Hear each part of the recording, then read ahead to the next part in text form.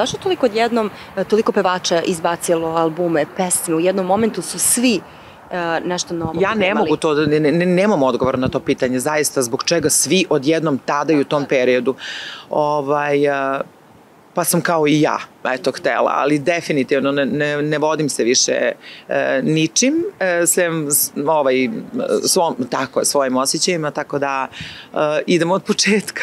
Što se tiče druge pesme, ona će krajem marta izaći. Da, inače ta pesma je duetska, radili smo i Oca i ja. I to je jedna onako naša priča, lepa. Ne bi puno da otkrivam, stvarno voljela bi da ostane enigma i da iznenadimo slušalce. Mislim da će se mnogi prepoznati, rekla bih, u toj pesmi, mnoge teške ljubavi. Pa jeste, ta pesma je zapravo jedna borba za ljubav. Borba za ljubav. Nema šanse da se ne prepozna niko, ali kažem, to je jedna istinita priča koja se na kraju srećno završila. Je li bilo suza kada si čula pesmu? Preplakala sam i noć i dan. Iskreno da ti kažem, i otac se meni poklonio to za rođendan. To je moj poklon. On je napisao tekst, napisao je zapravo prvu strofu i s obzirom da je to naša priča, naša borba, ja sam se nadovezala na prvu strofu i napisala drugu. Tako je i nastao duet. Mislim, ja sam insistirala da bude duet zato što je to nešto naše. On je meni rekao, ovo je tvoje, ti sa njom radi šta hoćeš. Takođe moram da te upitam i za tetovažu koja je zaista prelepa na tvojoj ruci. Pričale smo pre intervjua o tome. Da li možeš našim gledalcima da otkriješ značenje te tetovaže? Pretpostavljam da možeš. Pa mogu. Tetovaža znači to da... Ne znam kako da objasnim, Joca i ja tada naravno nismo bili zajedno. Ovaj datum obeležava zapravo dan kada se on pojavio u moj život, znači niti poljubac, niti veza, ništa. Znači meni je bitno, zapravo bitnije mi je bilo da obeležim datum kada se čovek pojavio u moj život, a to je 21.6.21. Mi smo tada imali prvu zajedničku svirku i iskreno da ti kažem, ja sam i ocu zavoljala na neki poseban način, a to je pre svega da sam mu zavoljala dušu, zaista smo se družili, zaista smo bili prijatelji, pre svega na početku, tako je. Mislim, posle mi se buni organizam, ne znam kako da ti objasnim, nisam znala šta mi se dešava, ali... Zaljubila si se zapravo? Nije to zaljubljivanje, to je nekako prepoznavanje neke... Tačno, nije to zaljubljivanje. Sad kao čovjek kad se zaljubi malo i nije normalan, iskreno da ti kažem, i tu radi neke nerealne stvari, ali ono što sam osetila ja sa njim je sasvim nešto drugo. Mislim da je to onako na mnogo višem nivou od zaljubljenosti. Čime te je Joca osvojio? Pa upravo sam rekla, dobrotom. Tačno, ja sam njegovu dušu zavolela. Apsolutno je tako. Majke mi, mislim, ne znam,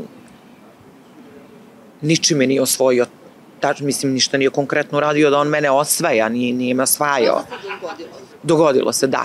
A zanima me, s obzirom na to da je sada vaša veza javna, već jedan određeni period, ranije nije bilo, nije bio slučaj, ali me zanima da li je to negde rizik kada je veza javna i kako gledaš na sve javne veze? I evo i često kačete fotografije na društvene mreže, da li čitaš komentare, da li ti to smeta? Evo možemo sada malo o tome da pričamo. Da, jeste, na početku mi je smetalo, ali zato što nisam znala kako da se nosim sa tim, da. Nije mi bilo prijetno, ali iskreno da ti kažem, nekako sam odbacila uopšte to da treba da se obazirem na bilo čije mišljenje. To je moje, to je lično moje, moj odabir, moj put i njegov naravno, tako da iskreno da ti kažem, ne mislim da je nešto teško, mislim, što bi bilo teško estradnom paru, a ne bi bilo teško nekom drugom paru. Mislim da se svi jednako nose sa onim što pružaju jedno drugom, tako da... A šta misliš, zašto je teže vama, pevačima, negde da se nosite sa javnim vezama? Ne mislim da mi je teško, baš naprotiv, mislim da nam je lakše zato što imamo isti poziv, tako da razumemo jedno drugo i mislim tu nema puno polemike. A reci mi, šta kažu kolege i koleginice? Svi su znali kao... Svi su znali? Da, svi su znali, svi su kao... Ne, ali kao svi su znali, kao ma znao sam ili znala sam ili osjećalo se... Ma ne, to se osjećalo i to nikom nije bilo iznenađenje sem novinarima. Što me takođe zanima, sada negde kada smo kod tvojih kolega i koleginica, da li veruješ zaista u prava prijateljstva kada je estrada u pitanju? Verujem.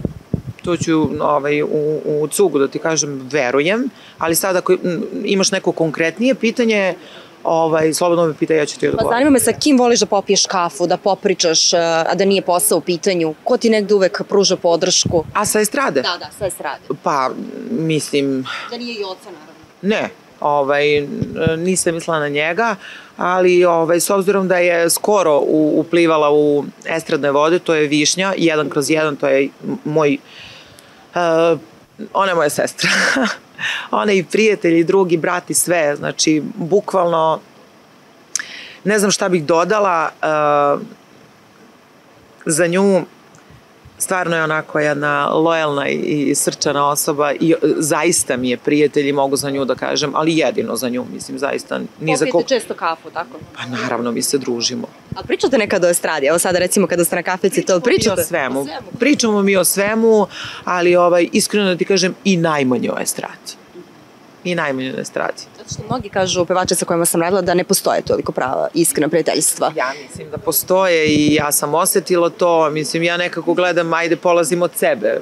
Prvo, ja nisam neka osoba koja je ljubomorna na svoje koleginice ili sam zavidna ili šta, čak što više uvek sam tu i da pomognem u čemu god da mi se obrati moj prijatelj. Evo da si rekao da nisi ljubomorna, ali si ljubomorna kada je Joca u pitanju.